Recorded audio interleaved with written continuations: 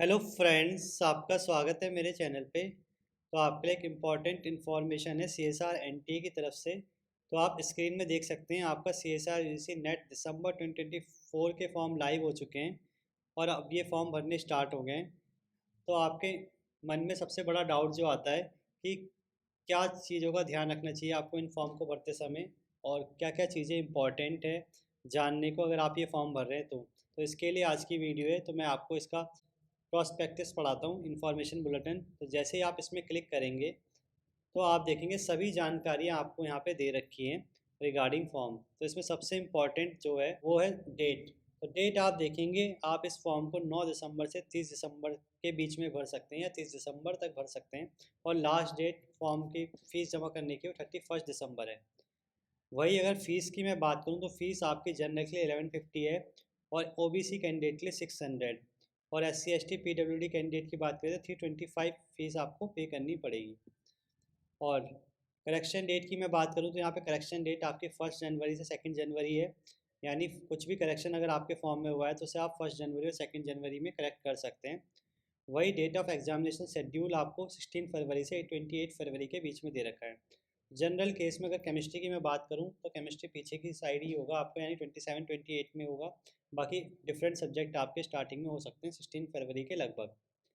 अब बात करते हैं सबसे इम्पॉर्टेंट चीज़ एलिजिबिलिटी क्राइटेरिया की, जिसमें आप हमेशा कंफ्यूज रहते हैं कि एमएससी वाले भर सकते हैं या बीएससी वाले भर सकते हैं और कौन से सेमेस्टर वाले भर सकते हैं। तो उसको मैं क्लियर कर दूं। अब इसे बताने से पहले एक इम्पॉर्टेंट इन्फॉर्मेशन है जो मैं आपके साथ शेयर करना चाहूँगा। जैसे कि आप स्क्रीन में देख सकते हैं, अगर आप नेक्स्ट सीएसआर नेट के एग्ज़ाम को टाइप कोड भी जहाँ से आप इनका एक्सेस कर पाएंगे, तो अगर आप देखेंगे एलिजिबिलिटी क्राइटेरिया में तो सबसे पहले तो जिस पे भी एमएससी है और 55% उनके हैं, अगर वो जनरल कैंडिडेट हैं तो इस फॉर्म को भर सकते हैं। और वही एससी एसटी पीडब्ल्यूडी कैंडिडेट अगर आप हैं, ओबीसी कैंडिडेट आप हैं, तो 50% पे भी आप इस फॉर्म को भर सकते हैं।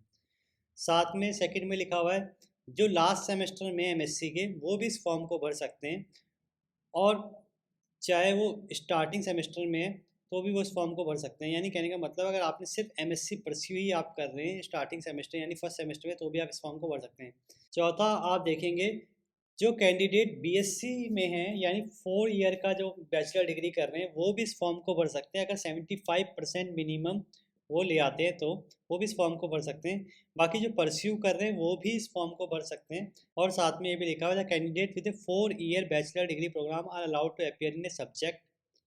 The list of subject and their course for joint CSR UGC NET December 2024 are given in Annexure second, in which they want to pursue a PhD irrespective of the discipline in which they have obtained in 4 year bachelor degree.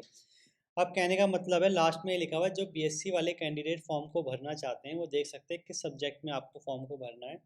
चाहे आपके पास कोई भी discipline हो पर आप किसी भी form को भर सकते हैं, पर कौन कौन से सब्जेक्ट हैं वो आप देख लीजिएगा नेक्स्ट सेकंड में। और मेन वो वही हैं, 5 ही सब्जेक्ट का सीएसआर पेपर कराती है, चाहे वो जिसे जिसमें आते हैं फिजिकल साइंस यानी फिजिक्स, केमिस्ट्री, बायो और अर्थ साइंस और मैथमेटिक्स। अपर एज लिमिट देखेंगे आप तो 30 ईयर्स से ऊपर आपकी एज नहीं होनी चाहिए first day of the month in which examination is concluded February 2025। यानी 30 साल से ऊपर आप नहीं होने चाहिए। पहले एज 28 ईयर हुआ करती थी, अब एज बढ़ा के 30 ईयर कर दी है। तो 30 ईयर जिसकी अगर आपकी है ऊपर first day of month in February 2025 तो आप इस फॉर्म को नहीं भर पाएंगे। अब एक और चीज़ है, आपको 5 ईयर का रिलैक्सेशन मिल जाएगा अगर आप ओबीसी एनसीएल कैंडिडेट हैं तो। अब there is no age limit in applying for assistant professor. Assistant professor में अगर आप भरना चाहते हैं तो भी कोई एज लिमिट नहीं है, और अगर आप पीएचडी में एडमिशन लेना चाहते हैं तो भी कोई एज लिमिट नहीं है। मोड ऑफ एग्जामिनेशन ऑनलाइन होगा। और आप ये पैटर्न देख सकते हैं, पैटर्न आप केमिकल साइंस का देखेंगे तो part A, part B, part C में आपका एग्ज़ाम होगा जिसमें टोटल क्वेश्चन 120 आएंगे और मैक्सिमम आप 75 ही अटैम्प्ट कर सकते हैं और 200 मार्क्स का क्वेश्चन आपके आएंगे और नेगेटिव मार्किंग 25% यानी 1/4 होगी। ऐसे ही डिफरेंट सब्जेक्ट के डिफरेंट पैटर्न है, आप चेक कर सकते हैं। हम एग्जामिनेशन हिंदी एंड इंग्लिश दोनों में होगा, यानी आप किसी में भी फॉर्म भरें आपको दोनों में क्वेश्चन दिखाई देंगे।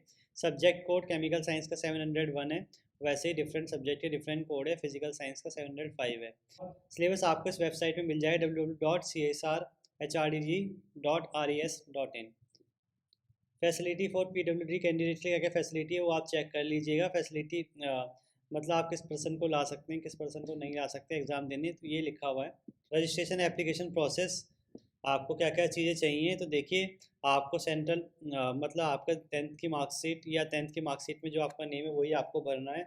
टाइप ऑफ आइडेंटिफिकेशन आपको चाहिए, आधार कार्ड या कोई भी गवर्नमेंट आईडी कार्ड होना चाहिए। क्वालिफाइंग डिग्री की मार्कशीट चाहिए। आपका ईमेल एड्रेस चाहिए। आपकी 4 सिटीज़ चाहिए सेंटर ऑफ चॉइस। और आपका सब्जेक्ट कोड आपको चाहिए, और आपकी फ़ोटो और सिग्नेचर आपको मेन चाहिए। आपको लिंक वेबसाइट में ही मिल जाएगा। सबसे पहला लिंक ही फॉर्म भरने का लिंक है। पहले आपको रजिस्ट्रेशन करना पड़ेगा, फिर आपको एप्लीकेशन फॉर्म भरना पड़ेगा। तो ये लिखा हुआ अभी द रजिस्ट्रेशन पेज पहले आएगा, उसमें आप रजिस्ट्रेशन पहले करेंगे, फिर एप्लीकेशन फॉर्म आप पहले भरेंगे। फिर उसके बाद आप एप्लीकेशन फॉर्म भरेंगे। तो ये सब जानकारी एप्लीकेशन फॉर्म के रिगार्डिंग है। और कुछ मेन जानकारी होगी तो मैं चेक करता हूँ जो आपको बताई जा सके।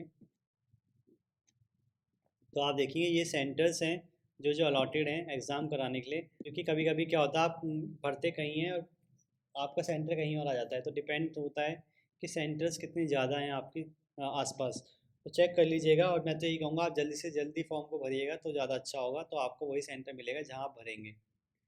और सर्टिफिकेट, ये अगर आपको पीडब्ल्यूडी कैंडिडेट के लिए सर्टिफिकेट लगाना है, ओबीसी के लिए सर्टिफिकेट लगाना है, तो ये पूरा आपको एक फॉर्मेट दे रखा है। इसको आप भर के अपलोड कर सकते हैं और रिलैक्सेशन ले सकते हैं। तो आई थिंक मैंने सारी जानकारी कवर कर दी जो भी इम्पोर्टेंट है। बाकी ये फॉर्म मैं आपके लिए एक डमी फॉर्म भर दूंगा, जिससे आपको आइडिया लग जाए कैसे फॉर्म को भरना है, क्या क्या चीज़ों का आपको ध्यान रखना है। बाकी इसके अलावा अगर आपको कुछ पूछना और कोई डाउट आपके मन में हो तो आप कमेंट बॉक्स में कमेंट कर सकते हैं या मुझे मेल कर सकते हैं। Thank you.